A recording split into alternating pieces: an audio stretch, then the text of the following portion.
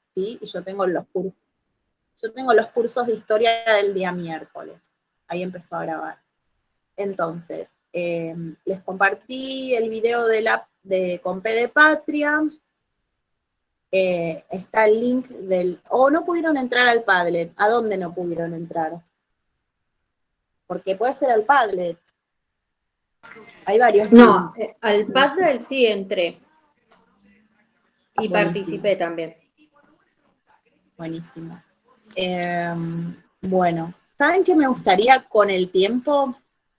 Porque me gusta la herramienta Padlet que se pueden ir agregando cosas. Yo voy a buscar, porque debo tener fotos de actos escolares, porque son como muy representativas de lo que pasa con las representaciones de la patria y las fechas patrias en las escuelas. Así que si podemos subir algunas, o de objetos, lo que sea, si una escarapela, esas cosas, estaría bueno compartir eso en el Padlet. Bueno, y cuando empezamos con la clase 2, ahí yo les planteo, y ahora me gustaría que vayan diciendo lo que les salga, lo que hayan pensado, no sé si anotaron o no. A ver cómo dice. Que hay una idea de pensar históricamente, ¿sí? Porque no se puede pensar históricamente de una única forma. Nosotros si nos dicen, bueno, a ver la historia, lo típico es la línea de tiempo, ¿no? ¿Qué les pasa a ustedes cuando dicen cómo se representa la historia o cómo se piensa históricamente? Se piensa como en términos de años, a veces de periodos, ¿no? Pero como de un Claro, como que momento nos inicial. posicionamos en fechas y no nos fijamos en los acontecimientos, en lo que sucedió. Bueno, también, pero además, o sea, a ver, Europa, ¿cómo plantea la historia? El transcurrir del tiempo, ¿cómo lo plantea historia? Europa. Piénsenlo así, como una progresión, ¿no? Como un tiempo que va hacia adelante, hacia el progreso, ¿no? O hacia una situación donde se va avanzando. A ver, díganme si lo comprenden de esta manera, cómo ustedes vieron Claro, modernidad.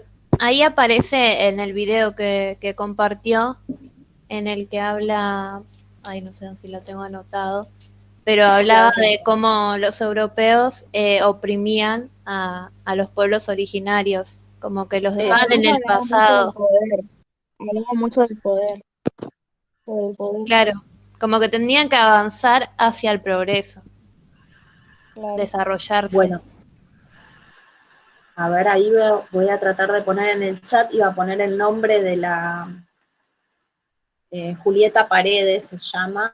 Yo no la conocía, les digo la verdad. Julieta Paredes Carvajal, así que tengo que investigar un poco más. Lo que sí, cuando la profe compañera, compartió este video, me pareció súper ejemplificador. No sé qué les pareció a ustedes cuando ella, con 2 telas, muestra las líneas de tiempo y dice, nosotros ignoramos lo de ellos y ellos nos ignoran también. O sea, incluso dice hasta en lo que son parecidos. Porque la cultura ignoran a las culturas europeas y las europeas también ignoran a las americanas. Pero está bueno la manera en que ella demuestra lo que ocurre. Bueno, esto que decía el poder, ¿quién era que dijo el poder? Porque no llega a ver bien. No sé si querés extenderte un poco en la idea esta que planteaste, Agustina, ¿era o no? La otra Agustina. Celeste nombró al poder, pero claro, en el Celeste. video aparece eso, de que como las concepciones del mundo ignoran lo que somos y viceversa. Pero el europeo Bueno, es el ahí que estarían oprime. igual, ¿no? Claro. Y dice, Además Europa. hablaba mucho de la ignorancia, como que decía que con respecto a lo que somos nos comprimen, nos comprenden, nos reducen, hacía mucho hincapié sobre eso. Exacto. Y dice, claro, por ejemplo, ellos son los que saben, ¿no? Se instalan en el lugar del Claro, saber, como del que desde progreso. el poder hay un ego, es como que hay un sabio, digamos. es el que Y siempre... nosotros somos los salvajes, ignorantes, bueno, y después como que eso, me interesa esto, ¿no? Porque ella dice, bueno, los premodernos nos ubican en el pasado, ¿sí? Nos ubican, después si no lo vieron el videíto, si lo pueden, es re cortito. En un momento pensé en pasarlo acá, pero no sé si, no sé si voy a poder, porque vieron que hay que compartir pantalla y que el audio, y no sé qué. Y si no, después lo paso al grupo de WhatsApp. Dice, nos comprimen en sus lenguajes, en sus tiempos, nos comprenden a lo que ellos entienden, nos reducen y nos ponen en su pasado, ¿sí? Entonces, no sé, a mí me pasa esto, que tenemos la mirada, todes, ¿sí? Muy atravesada por la hegemonía y por el poder, que es lo que señala Celeste, tan atravesada la tenemos, que me resultó muy clarificador la manera en que, ¿cómo era Julieta? La persona esta que, sí, Julieta Paredes, ahora les leo un poco su currículum. Ella es de La Paz, Bolivia, es poeta, cantautora, es de todo. Es escritora, grafitera, activista feminista y decolonial, aymara. Así que bueno, sobre lo de colonialismo vamos a ver algo en la clase 3, así que por ahora no voy a explayarme en eso. Pero a mí me pareció súper interesante la manera en que ella esquematiza o no se representa con estas telas y con ese movimiento, vieron que se van moviendo alrededor de la mesa, diciendo que nos piden que vayamos atrás de ese progreso europeo, que sigamos sus pasos, que corramos porque no llegamos. ¿Y qué piensan sobre eso? Porque en realidad me parece que lo que ocurre es que la idea es que no lleguen, ¿sí? Ahí está el engaño. Cuando Europa dice, ustedes tienen que hacer esto para llegar al progreso, a la civilización, ¿realmente quiere que lleguemos? ¿Qué opinan ustedes? No, les hacen creer que quieren eso, pero no, no les conviene. No lo quieren, entonces encima nos van a culpar. Pasa un poco, si quieren, habíamos visto en pedagogía, cuando a las niñas de clases bajas les va mal en la escuela y les echamos la culpa a ellos o a sus familias, a ellos. Y en realidad es que la escuela no está, digamos, les está ofreciendo algo que está muy lejos de su cultura, de su realidad, y entonces ya están en una posición de desventaja inicial. Entonces me parece que esto es lo que hace Europa. Ignora esa posición de desventaja inicial, ignora que además el proyecto no, o sea, no es que lo ignora, lo oculta, que el proyecto no es que lleguemos al progreso, ¿sí? No les beneficia eso. Entonces me parece que así funciona, así es de eficaz la hegemonía, ¿no? Hacernos creer, de hecho ha pasado, y quizás lo vamos a ver más adelante, no es quizás, lo vamos a ver más adelante, cómo los pueblos originarios terminan por no hablar su propia lengua, hegemonizar a la barbarie. Bueno, pero esperá, ahí va lo del lenguaje, nos comprimen en sus lenguajes. Ellos definen la barbarie, ¿sí? Ellos definen lo salvaje. A ver, díganme si no es barbarie lo que pasa con el ecosistema, con la naturaleza, con lo que se llaman recursos naturales, que en realidad es la naturaleza, y que para mí es una barbarie lo que está pasando con la naturaleza. Nos lleva digamos, a que nos falte el aire, el agua, o que el aire y el agua estén contaminados. Me parece que eso es barbarie. O sea, todo depende de la lectura que hagas, pero ¿qué pasa? ¿Quiénes son los que definen la barbarie? Europa, ¿sí? Occidente, el capitalismo. Bueno, esperen, si vuelvo un poquito a la clase. Esto. A ver, yo tomo de un libro que si lo tengo acá a mano se los muestro, y si no se los muestro otro día, que se llama 12 lecciones para una historia en 12 lecciones. Son dos historiadores de acá de Argentina. Y en uno de los primeros capítulos ellos plantean esto, no hay una única forma de pensar históricamente. Dice, cuando el mundo europeo y americano entran en contacto, se produce un choque cultural y la colisión de dos temporalidades, ¿sí? Hay dos temporalidades. Moctezuma y Cortés, Pizarro y Atahualpa, ¿estaban situados en el mismo tiempo? No. Fíjense qué loco, ¿no? Porque es verdad, estaban, uno diría, sí estaban en el mismo tiempo.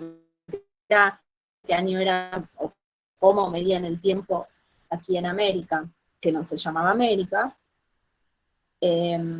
Julieta la llama Abya Yala, ahora lo pongo en el chat.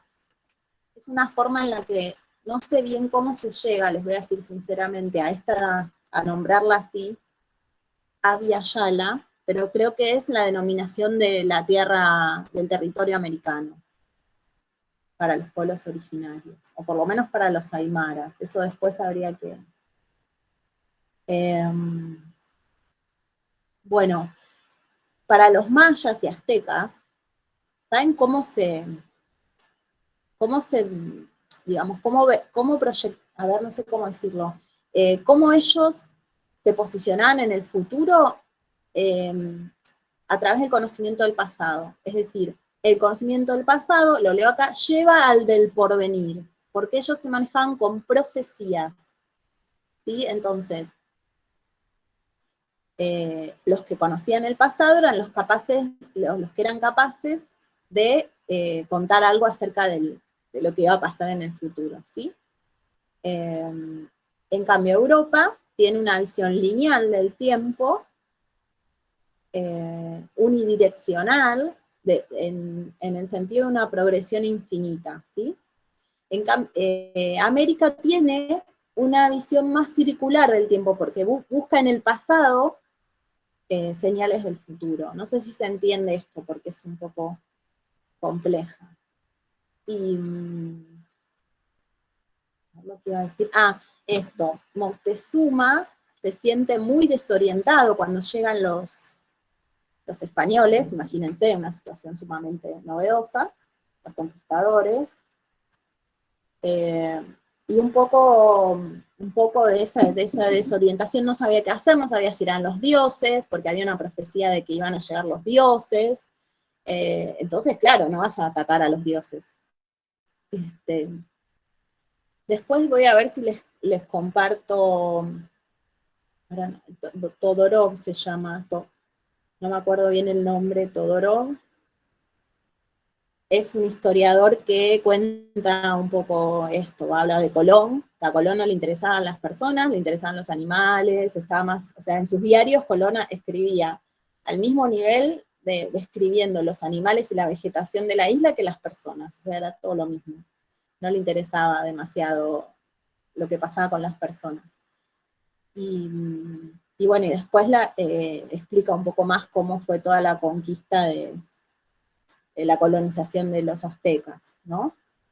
Y esto es un poco lo que cuenta, que Moctezuma estaba desorientado y no sabía bien qué decisiones tomar en relación con los españoles. Y eso les dio tiempo a los españoles para diseñar estrategias, digamos, de la conquista. Con respecto a estas dos diferentes temporalidades o formas de pensar la historia, ¿se entendió más o menos? Sí, profe. Bien. Después, a continuación, sí, voy a ir así, voy a ser medio esquemática hoy. Después veo, vayan preparando para cuando terminemos con esto que voy como repasando la clase 2, vamos a meternos en el texto de Puiggrós, a ver qué les pasó con ese texto, que si quieren ir preparando o si tienen ahí anotado, desde ahí van a sumar ustedes a esta clase. Yo todavía no lo busqué el texto, a ver. Ya tengo la carpeta de historia.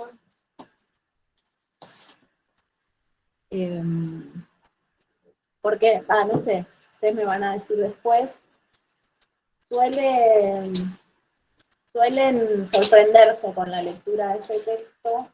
si lo tengo. Bueno, si no, lo busco acá en la compu. Es una hojita nada más.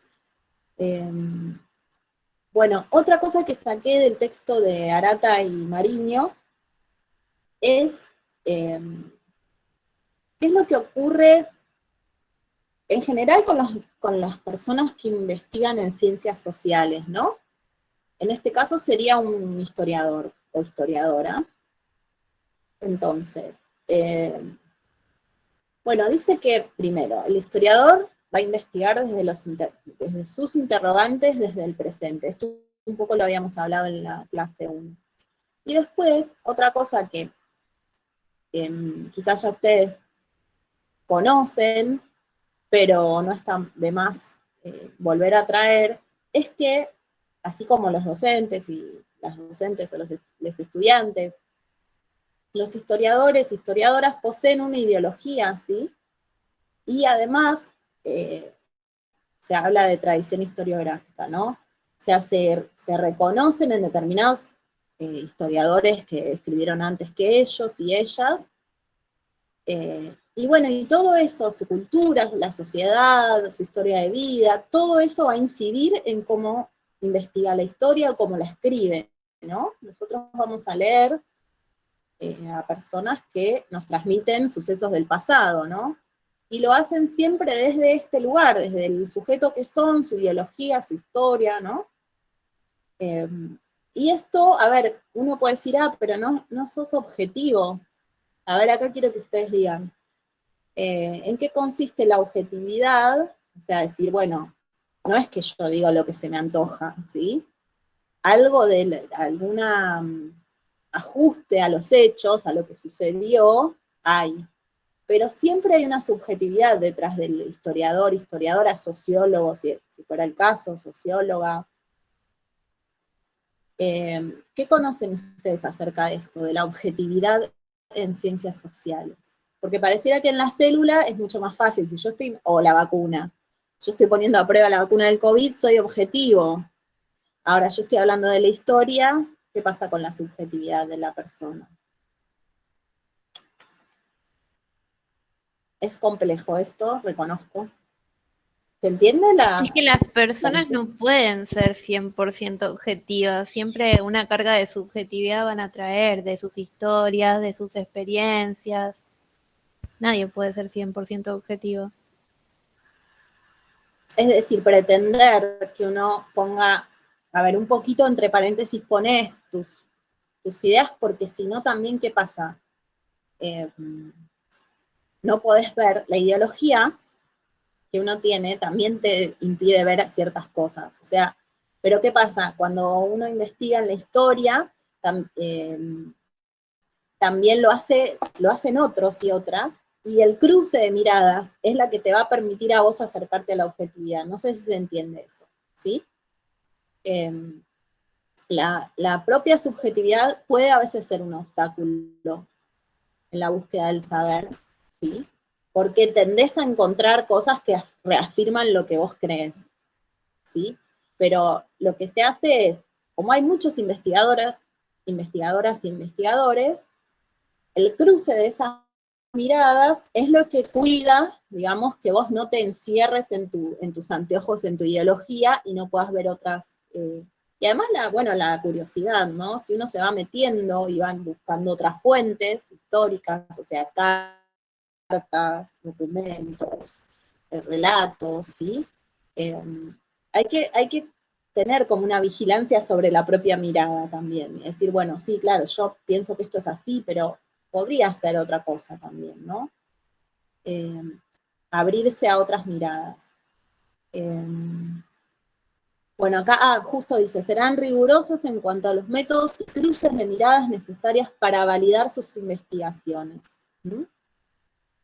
Pero vamos por la vida con nuestra subjetividad, así como lo hacemos para ser docentes, para ser ciudadanos, etc. Eso no se puede quitar uno la subjetividad para ponerse a investigar o para hacer lo que sea. Bueno, habla un poco de las clases dominantes, pero esto vamos a tener un montonazo de tiempo para... Ya nos metemos en Puigros, que me encanta el textito este. Bueno, a ver, Adriana nos cuenta un poco como pinceladas, ¿no? Como pantallazos de qué pasaba en América en cuanto a la cultura y a la educación y algunas prácticas sociales antes de que llegaran los españoles. Se escucha bien, ¿no? Si no, ustedes me avisan. Hoy Internet está de nuestro lado. ¿Se está escuchando bien? Sí, profe. Ah, perfecto. Bueno, sigo entonces.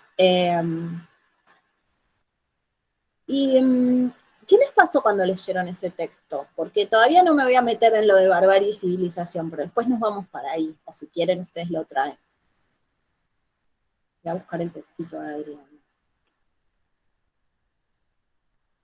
Primero lo pudieron ver, por ahí no lo pudieron ver.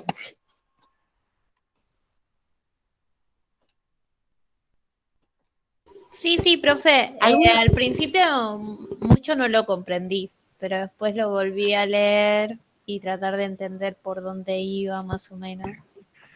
Es cierto que a veces a ver por qué no lo comprendí.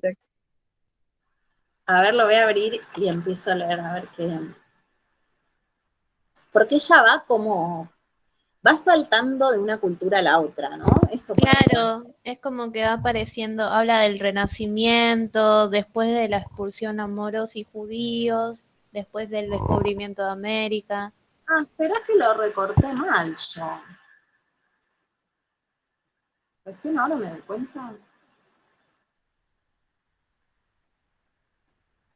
Sí, queda medio inconclusa lo último, porque es como que le falta una parte.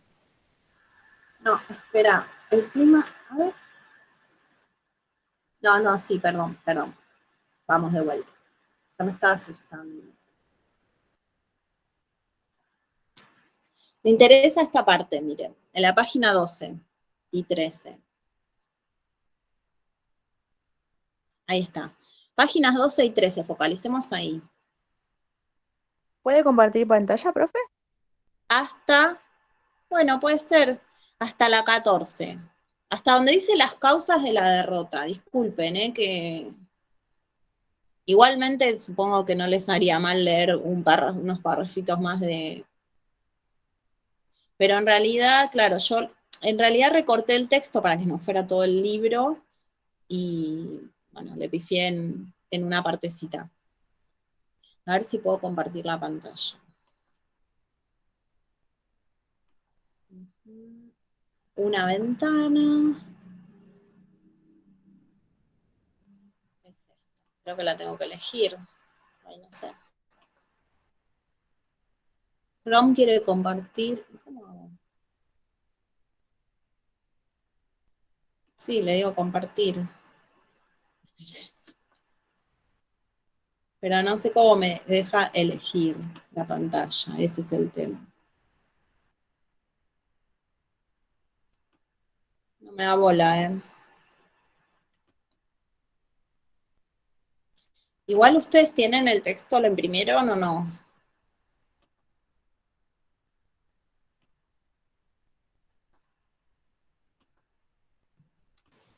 No, yo no lo imprimí, profe, lo tengo en la compu.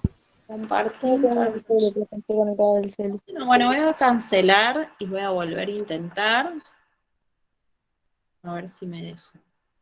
Para una ventana, una pestaña es lo que yo quiero compartir. Ahora sí, bien, esta, compartir. Ahora me dicen si se ve. Compartir esta pestaña. Ahí está, ahí empezó, ¿no? Bien. Sí, ahí está, Pero, profe. ¿se ve o no? Pero ahí se ve en nuestra Se ve el pantalla. MID. Tiene que buscar el archivo. Pero no. Ah, está buscando. Bueno, démosle tiempo. Bueno, mientras tanto, claro. Lo que más me interesaba era la parte donde empieza a contar de las etnias. Por ejemplo, arranca Abá, parientes de los avanzados tupí, También cuesta porque son todas palabras que no conocemos, ¿no? Ya no vivían de la caza y recolección, pues había de un Profe, conocimiento, no sé si me pasa a mí sola, pero como que se está trabando. Profe, no se varios escucha, se traba. grupos de guaraníes, sigue sin...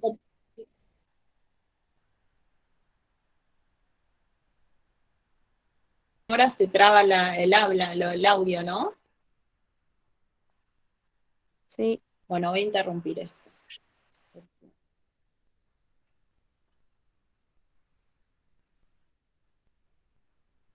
Dejar de presentar.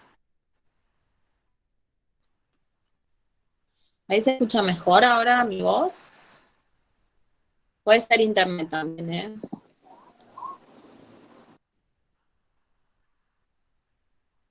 ¿Está mejor o no? Sí, profe. profe. Bien, ahora bien. Bueno, entonces vamos a hacer esto, les voy leyendo. Y Agus, fíjate si querés compartir algún párrafo, Agus y cualquiera, porque Agus me dijo que lo leyó. Algún párrafo donde aparezca algo que te llamó la atención. Bueno, después sigue de los guaraníes, que se van extendiendo desde el Amazonas hacia el Río de la Plata, y que tienen conflictos con otros pueblos, dice, como los Taigán, que son recolectores de miel, algarroba y de la araucaria, los chiriguanos, nombrando, ¿sí?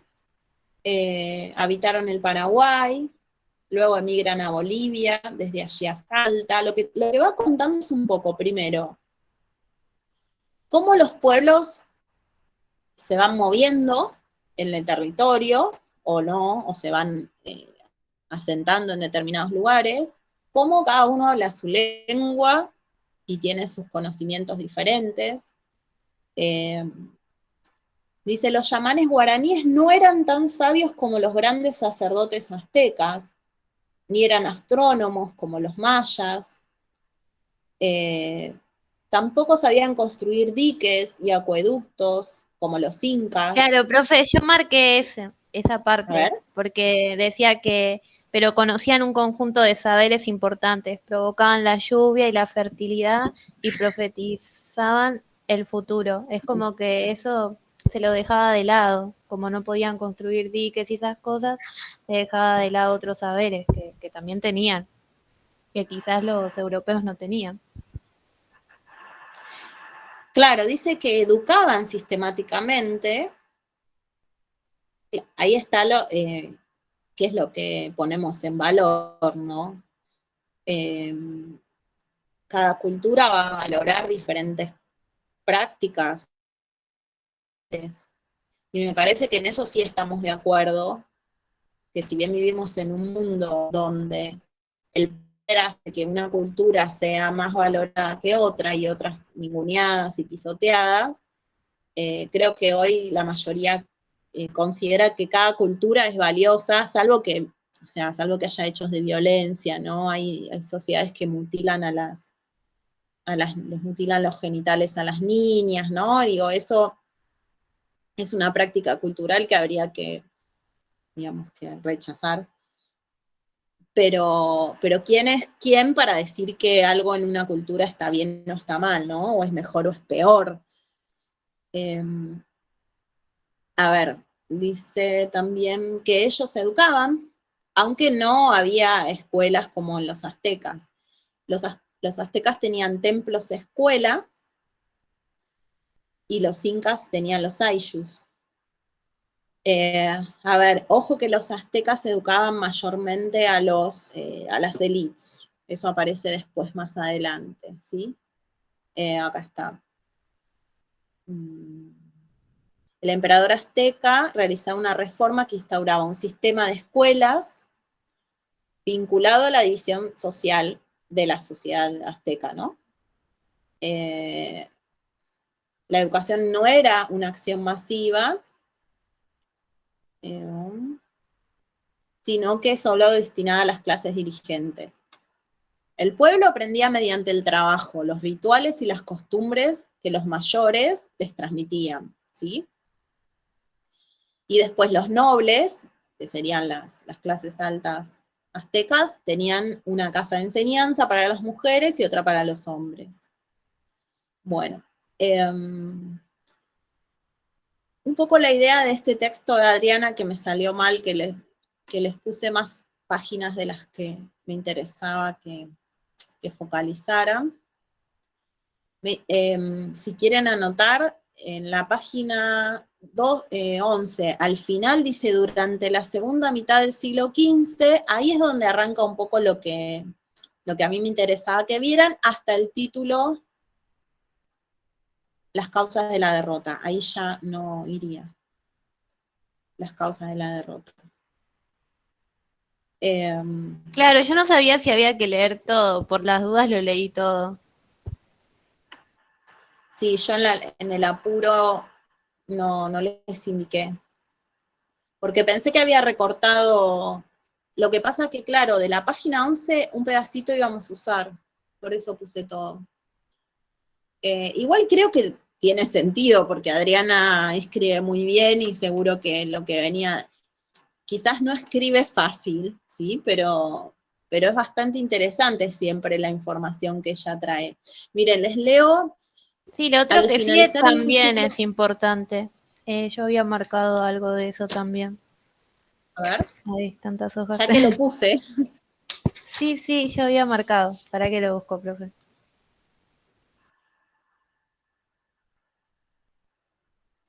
Y es interesante cómo ella va Cuando combinando. dice el descubrimiento de América no produjo un encuentro entre dos culturas, sino el mayor genocidio de la historia.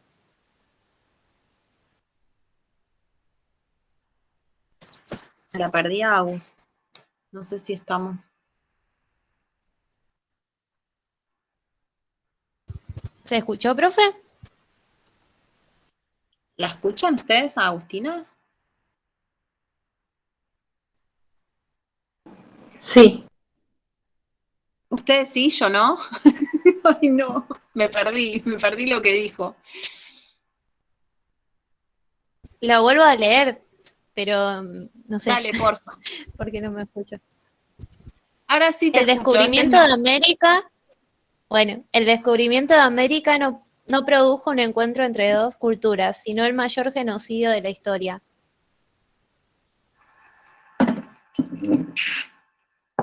Está bien. Y una cosa que me gustaría señalar, quizás ya lo saben, los pueblos que habitaban América tenían conflictos entre ellos. Había, si quieren, con pueblos que invadían otros y que a veces los sometían.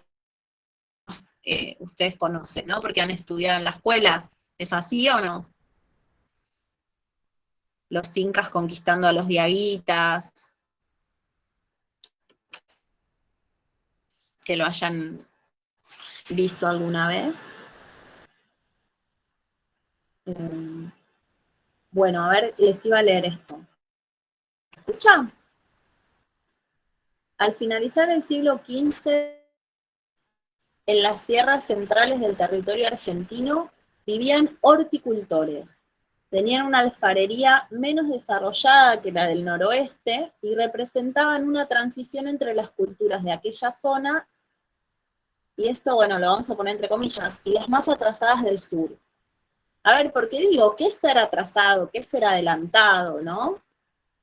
Porque también vivían en territorios con diferentes climas, con diferentes desafíos para conseguir el alimento, ¿no? Me parece que está bueno que utilicemos este texto para ver esa variedad. Primero, la diversidad de culturas, de lenguas, de saberes. ¿Se escucha? Sí, No, profe. dígame por si en el chat, aunque sea. Sí, se escucha. Ahí se lee. Perfecto. Bueno, hacemos un poco en todas las cosas que se han perdido por esta dominación, ¿no? Y si se pierde una lengua, por ejemplo, creo que es el guaraní que tiene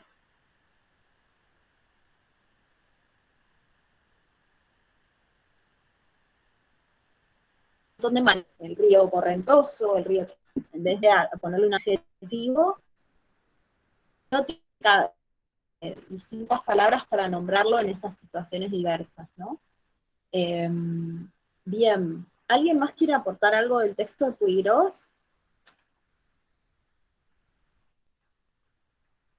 ¿Cómo se aprendía si no había escuelas?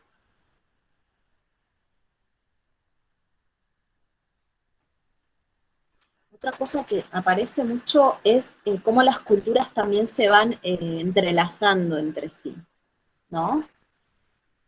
Quizás hay culturas que viven cerca, pueblos, ¿no? Que viven cerca y que empiezan a intercambiar y a veces ya no sabes bien, ¿no?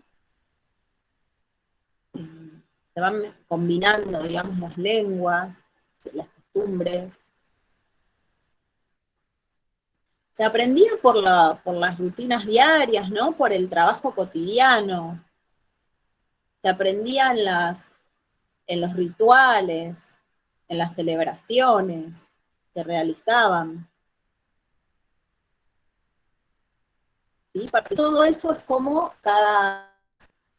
se iba incorporando todas aquellas prácticas, lenguajes, etcétera, de sociedad. ¿Están de acuerdo? ¿Era así?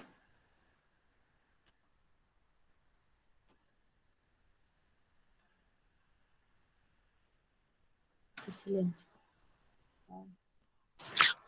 ¿No se escuchó lo último entonces? Sí, en una parte dice, los conquistados siguieron transmitiendo a sus hijos pedazos de tradiciones, resistente mediante los relatos, las costumbres y las creencias. Y después en otra Gracias, parte Clara. también Bueno, dice... recién se ve que no se escuchaba. Agus Galeano, que está trabado. Bueno, pero yo a Clara la estoy escuchando y creo que ella a mí. Qué difícil que es así, chicas. Sí. Sí, decime. Bueno, que en otra parte dice que bueno, que era habitual que las mujeres hablaran otro tipo de idioma que el de los hombres, ¿no? Esto era de los diaguitas, si no me equivoco. Me cuesta encontrarlo rápidamente en el texto. Pero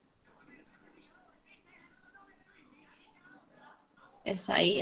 ¿Por dónde lo encontraste? A ver, igual. En la página 13 al comienzo, que dice los incas, los conquistadores. Sí. Bueno, ahí lo que pasó es que le llevan todos los desarrollos que tenían de cultivo y de... es interesante porque habla de avances tecnológicos y uno dice, América no está porque las terrazas de cultivo, los sistemas de regadío, ¿no? Hay un montón de cuestiones, incluso conocían conocimientos de los planetas o de las estrellas, o ¿no? Sí, a ver si ahí dice variantes dialectos. No encuentro lo de que hablaban otra lengua, pero en realidad esto me parece que era. Los hombres hablaban la lengua del conquistador, de los incas, porque eran los que, digamos, estaban... Y las mujeres seguían hablando su idioma. Creo que era eso. Pero me parece interesante. ¿Por qué tomo este fragmento cortito de Puiggrós y no les doy otros textos más extensos que describen qué pasa en América? Porque me interesa esto, que vean la variedad, la diversidad, la complejidad, ¿sí? De lo que ocurría en América al momento de la llegada de los españoles y portugueses, ¿no? ¿Y cómo nos enseñan a nosotros esto? Nos enseñan como, bueno, el descubrimiento de América. Quizás ya no, ¿no? Pero bueno, a mí sí me lo enseñaron así. La cosa, el ícono, Carabela se dice, las naves que utilizaban los españoles, la vestimenta, ¿sí? Y todos simplificando y unificando como si los indios, ¿sí? Como que no hay diferentes culturas, hay una sola cultura llamada indios porque además querían llegar a la India, ¿no? Y llegan a América. Entonces esto más que nada era lo que me interesaba mostrarles. No sé si me olvidé de algo que está, bueno, y de cómo,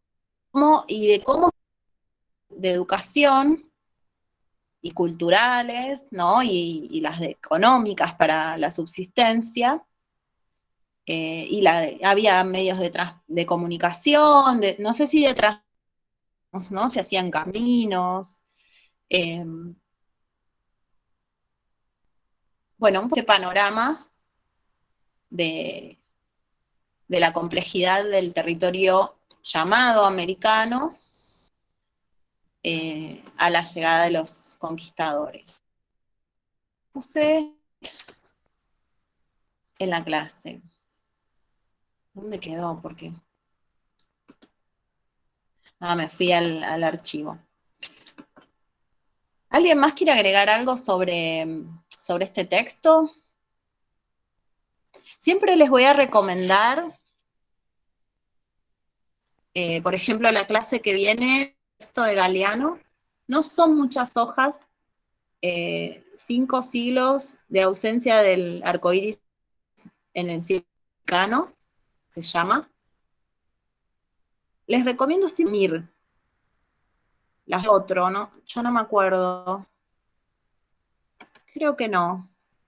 Que en la primera clase no hubo un texto.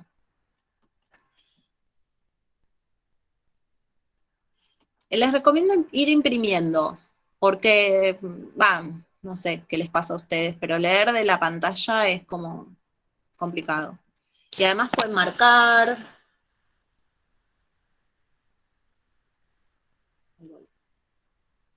A la clase. Ya me acuerdo lo que les había compartido, el texto del requerimiento.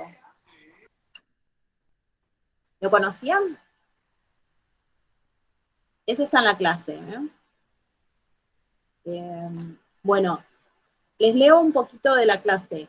Adriana Puigros plantea que los españoles se instauran a sí mismos como los únicos con derecho a educar. Tarea que identificaban con evangelizar, o sea, con la religión. Consideraban a la cultura hispánica superior y única, digna de llamarse cultura, ¿no? Entonces, era como un deber, fíjense en la lógica, ¿no? Del dominador.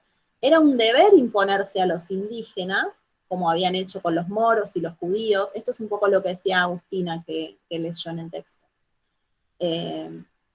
Y bueno, obviamente no tuvieron en cuenta nada de esos indígenas, o bueno, hoy llamamos pueblos originarios. Y es clarificador de este tipo de vínculo pedagógico que se establece o de relación, este texto que llegaban a un pueblo, digamos, llegaban a una región y era lo primero que les leían, además que obvio en el castellano, ¿no? A ver, vamos a la pregunta que yo les propuse para el Meet, que es esta.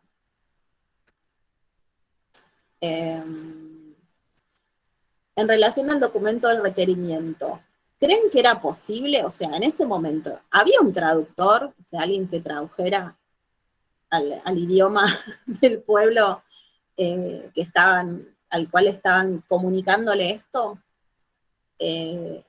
Ustedes se imaginan esa situación, está leyendo alguien eso, que es larguísimo, que es re complicado, ¿hay alguien que traduzca?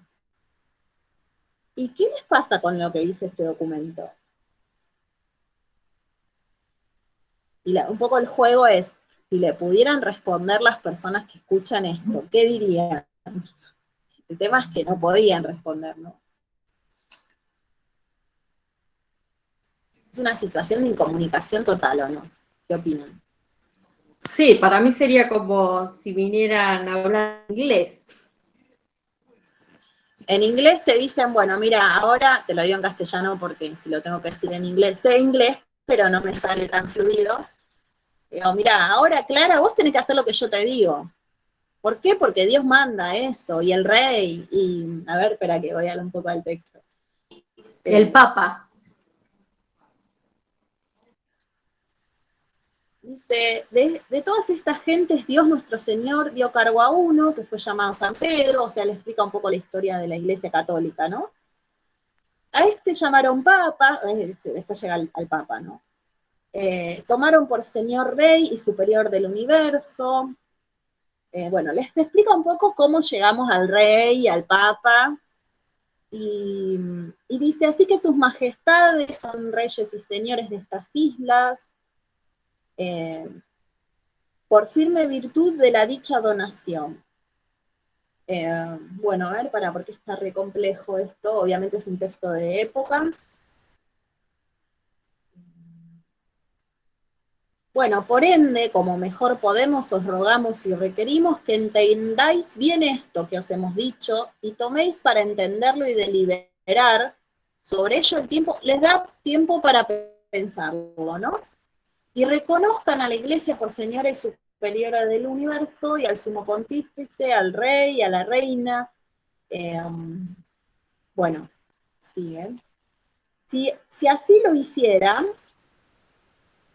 harán bien y, estoy hasta cambiando a 6, tenéis, los recibiremos con todo amor y caridad y dejaremos vuestras mujeres e hijos y haciendas libres y sin servidumbre. Bueno, eso, no sé, después no fue tan así.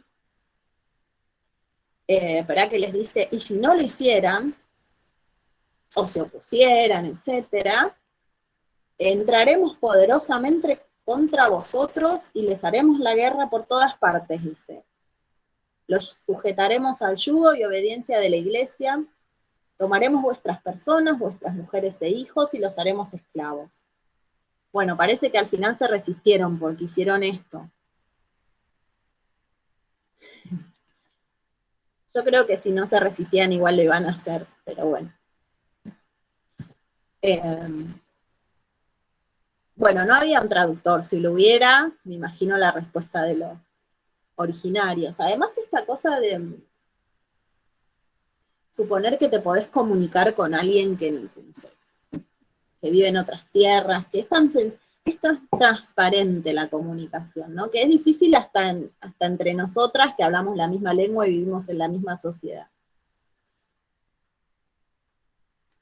A ver. Bueno, y ahora sí, anímense a hablar un poquito más o a escribir en el chat y yo las leo.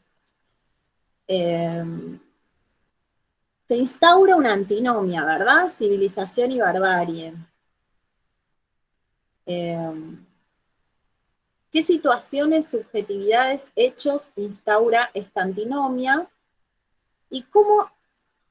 A ver si ahora lo vuelvo a reformular.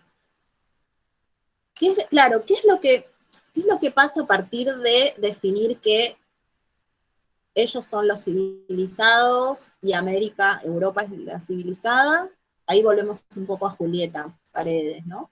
Y América es la bárbara. ¿Y qué pasó a lo largo de la historia con esto?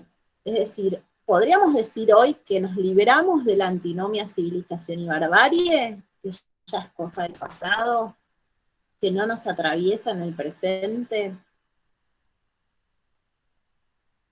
o todavía persiste en nuestra sociedad esta situación de considerar civilizado o bárbaro, o salvaje o atrasado o ignorante?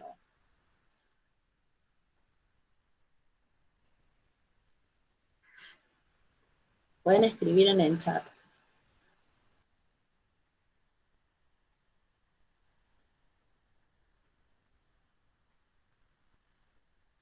Incluso si no se entendió la pregunta, pueden poner. No entiendo a dónde apunta.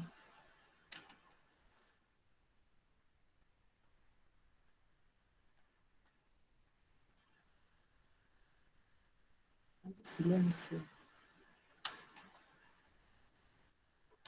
Y si no, ¿qué opinan ustedes de esta oposición, civilización y barbarie?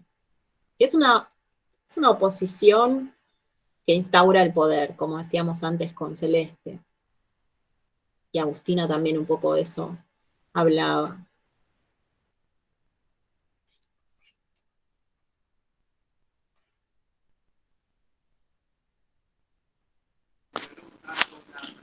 Bueno, como dijiste al principio que hablabas de la contaminación ambiental, ¿no? Que bueno, la civilización, entre comillas, serían los que pelean, los que luchan en contra de ese poder que contamina, ¿no? Y que nos matan, porque nos contaminan, bueno, el agua, el alimento, con los agros, y bueno, lo veo por ese lado. Digamos, ahí ves como una actualización de lo que es civilización y barbarie. Sí. O sea, persiste. A ver, qué difícil cómo Pero ponerlo.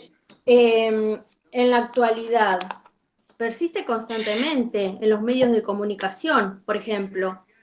Si ves un canal, es la civilización, es X sector, y la barbarie es el otro. Y ves De otro hecho, canal, pasa lo mismo. claro. ¿Y sigue siendo Europa o no? Un referente del progreso. Europa ahora se suma a Estados Unidos, ¿no?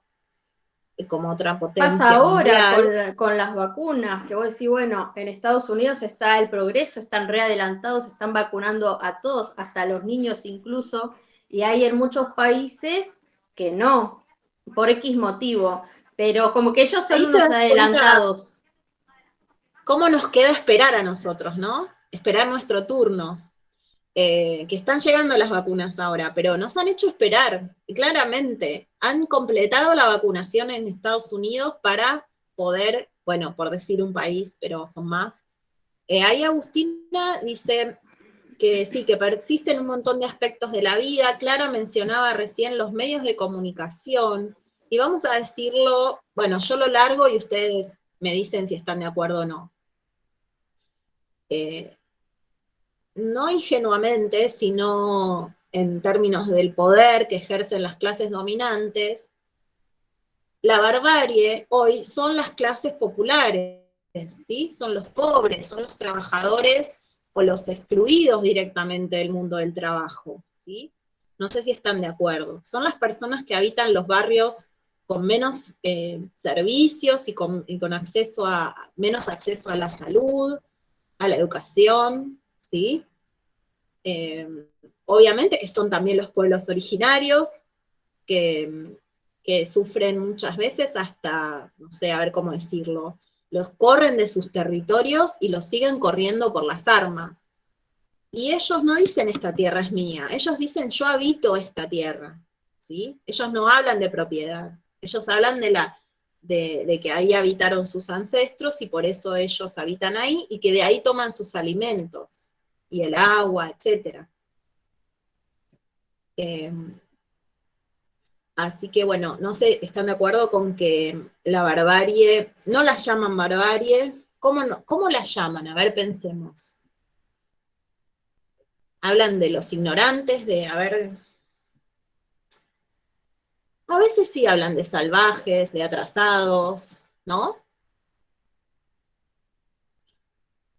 Sí, también pasa entre gente que vive en un mismo barrio, por ejemplo, que porque tienen un poco más que el resto ya, o porque llevan una mejor vida, por así decirlo, ya piensan que están mucho más adelantados y los siguen tratando como los negros, como dicen ellos. Me gusta que, sí, está bueno lo que trajiste, porque es así. Eh, y se le agrega una mala palabra detrás, ¿no? Negros Sí, sí. de... Eh, bueno, también, o porque son de países vecinos, inmigrantes, ¿sí? Vamos poniendo acá, inmigrantes de países vecinos, porque si vinieran de Europa, bueno, Igualmente a los inmigrantes, ya vamos a ver que a los inmigrantes europeos que llegan a Argentina tampoco les gustó mucho, porque eran campesinos pobres, pero bueno, inmigrantes de países vecinos, limítrofes, bueno.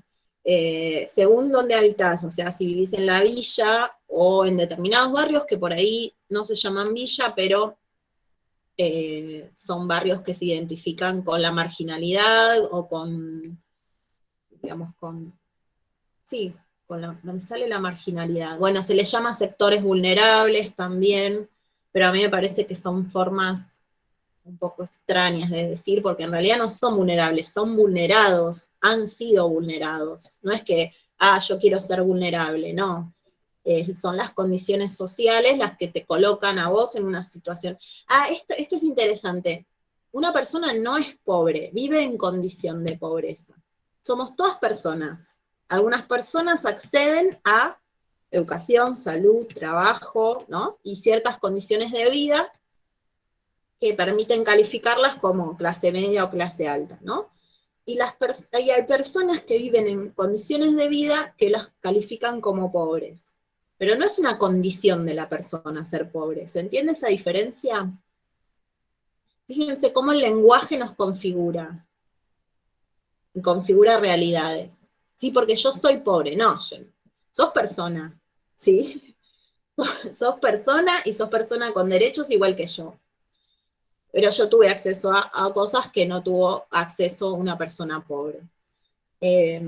Inmigrantes, villeros, pobres, sí, creo que más o menos, bueno, por el color de la piel, claramente, por la lengua que hablás, o las provincias, si venís de una provincia, ¿no? No. El color de piel. Bueno, entonces, un poco uno de los ejes que vamos a trabajar, y con esto por ahí ya iríamos cerrando un poco la clase de hoy, vamos a tener tiempo de volver sobre civilización y barbarie,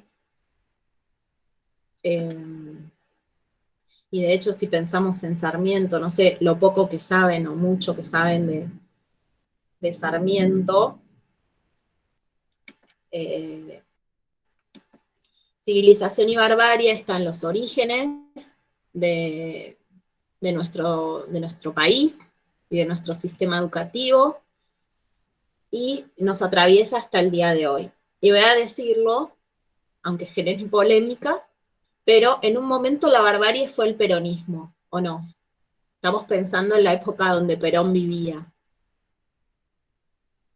¿Están de acuerdo? Sí, justo le estaba por poner en el Sí. chat que por como uno piensa también se lo estigmatiza. Justo el otro día leí una publicación en Facebook de una chica que ponía que gracias al kirchnerismo, por ejemplo, pudo tener su primera computadora a los 17 años, y alguien le ponía que agradecía una computadora que le había dado el Estado, pero no se planteaba eh, que los padres no se la habían podido comprar, entonces que no, la clásica frase de no fue magia, fue populismo, como algo malo, y también se estigmatiza por el hecho de cómo uno piensa.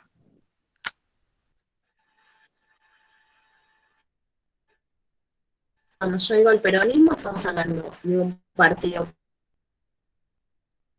un proyecto político. Como decís, ¿cómo uno piensa? Estamos pensando en términos de una ideología, ¿no? De una adhesión a determinadas políticas que se llevan a cabo. Otorgar una computadora a alguien que no la puede comprar, que supongo que no la puede comprar, ¿no? Si no se compraría una mejor, porque vamos a decir, las computadoras que se entregaron estaban buenas, pero llegó un momento, vieron que ya no funcionaban del todo bien, no sé si a alguien le tocó tenerlas, ¿sí? Y hubo que, no sé, la mayoría dejaron de funcionar, o no sé, hubo que invertir algo de dinero para que funcionaran. No estoy criticando el programa, sino, o sí, también se puede criticar el programa, pero estaba buenísimo que tuvieran su computadora, y hay anécdotas de que esa computadora cuando estaba en la casa la usaban los hermanos más chiquitos, o sea, o la usaba la madre o el padre para escribir un currículum y poder llevarlo a un trabajo, ¿no? Digo, pensemos en lo que significa para un hogar donde no hay un dispositivo como ese, que de repente exista, ¿no? Bueno, me fui por las ramas y ya me perdí de vuelta. Pero en la época de Perón, directamente el peronismo estuvo proscripto unos años, o sea, no se podían presentar elecciones, no se podía nombrar a Perón, más allá de que uno pueda estar de acuerdo o no, ¿sí? Uno puede decir, bueno, no, pero yo no estoy de acuerdo con las políticas que desarrolló el peronismo, o puedes estar en desacuerdo con algunas políticas, pero piensen en esa situación, ¿no? Es decir, y además el peronista era el cabecita negra, o le decían el pata sucia, el cabecita negra, entonces ahí está la civilización y la barbarie otra vez, de manos del poder. Pero ¿qué pasa? ¿Qué es lo peor? ¿Qué es lo peor de todo esto? Que es que nosotras y nosotros, las personas que no somos del poder, nos hacemos eco de ese discurso, ¿se entiende? Lo repetimos, lo hacemos propio, y le decimos a esta chica que dijo que tenía una computadora, lo que está comentando Lara, que no sé que eso está mal, o no sé que en realidad populismo como una palabra despectiva, ¿no? A ver Claro, si claro, entiendo mejor. claro, como que la Estás criticaba. agradeciendo algo que, claro, que está mal, algo que, no sé, que no corresponde, o que... Sí, te escucho, Lara. No, no, eso, que la criticaba. Y también creo que Clara fue la que dijo lo de los medios de comunicación, que eso también se instala mucho eh, en, en los demás. O sea, el poder que tienen los medios de comunicación hacen eso. Van configurando nuestras ideas, ¿no? Nuestros pensamientos, lo que después Claro. vamos a terminar diciendo, nuestras opiniones. A ver, nadie está exento, ¿eh? Tenemos No, que, no, obviamente. bueno, no sé cómo decirlo, porque si no suena como pedante decir culto, pero las personas que toman conciencia de este mecanismo que llevan adelante los medios de comunicación, también somos, no sé cómo decir, blanco de estos procedimientos, y también caemos en las fake news, y también repetimos cosas y también ignoramos un montón de cosas que los medios de comunicación no nos dan a conocer. Funciona muy bien, el mecanismo funciona muy bien para la dominación, y si quieren, les digo esto, no sé si es de historia de la educación, pero creo que sí. Antes la escuela era el gran instrumento de dominación de los sectores dominantes, ¿o no? Era el instrumento por excelencia la escuela. Hoy día ya no lo es, hoy la escuela forma sujetos críticos, intenta hacerlo, ¿no? Y creo que lo logra bastante. Y entonces ya la escuela no es el espacio, digamos, privilegiado para estos sectores, son los medios de comunicación. Por eso también ya no les importa tanto lo que pasa en la escuela, ¿sí? Por eso la escuela ahora pasa a un segundo plano y es atacada también. No sé si esto ven algo así, opinan algo parecido, o cómo lo ven ustedes.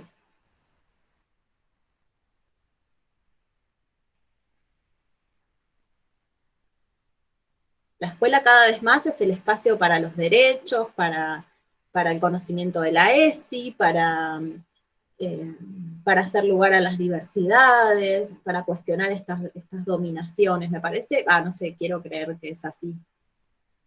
Y los medios de comunicación son Sí, Clara.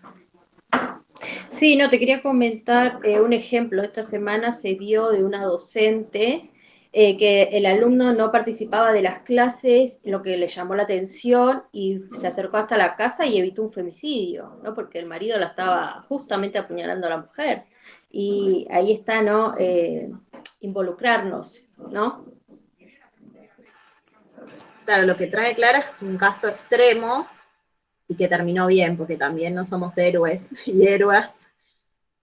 Pero también sí, muchas veces la escuela y en contexto de pandemia, y ténganlo en cuenta ustedes también, de última si necesitan, a veces brinda asistencia, no es que brinda, pero te brinda teléfonos donde hay asistencia psicológica o donde hay ayuda alimentaria. Yo recuerdo esto muy bien del año pasado y creo que continúa eso, ¿sí? En la cuarentena más estricta, yo he recibido pedidos de estudiantes que me decían, necesito hablar con alguien, y yo pasaba el teléfono de la ayuda psicológica. Digo, me parece que la escuela hoy permite diálogos y debates y pone conocimientos sobre la mesa, culturas y demás, que no les sirve a las clases dominantes que eso pase. No les es tan útil. Entonces están enfocados en lo que los medios de comunicación pueden construir discursivamente, ¿no? Y los relatos, digamos, si se puede decir así. Así que bueno, creo que vamos cerrando por hoy. ¿Qué les parece? Díganme un poquito, y ahora voy parando la grabación, si les resulta interesante el material o por dónde empecé, porque yo arranqué vamos a ir un tiempito más por los pueblos originarios y cómo se los concibe, ¿no? Cuando lean Galeano, no sé si lo conocen a Galeano, Eduardo Galeano, escritor uruguayo, fallecido hace no muchos años, creo que 6 ya. Ahí puse en el... A ver, ¿se detuvo la grabación? Porque todo lleva... Ahí está. Me abre... me abrió un montón de ventanitas.